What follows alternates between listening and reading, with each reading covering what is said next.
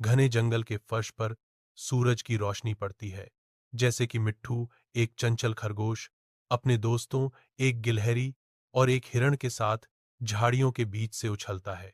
मित्तू फुर्तीला और जिज्ञासु उछलता और घूमता है। उसकी ऊर्जा संक्रामक है, क्योंकि वह जीवंत जंगल का अन्वेषण करता है। अचानक एक शानदार चमचमाता नीला पत्थर मिट्टू की नजर में आता है, जो गिरी हुई पत्तियों के बीच चमक रहा है।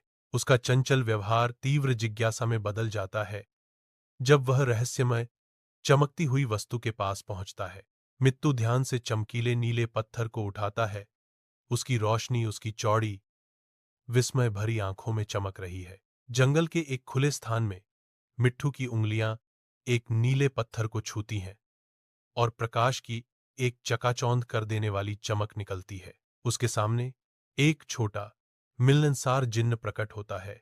उसका रूप चमकता हुआ और एक घबराए हुए मिट्ठू पर मुस्कुराता हुआ। जिनी एक जादुई छड़ी घुमाता है और सुनहरी रोशनी हवा में झिलमिलाती है।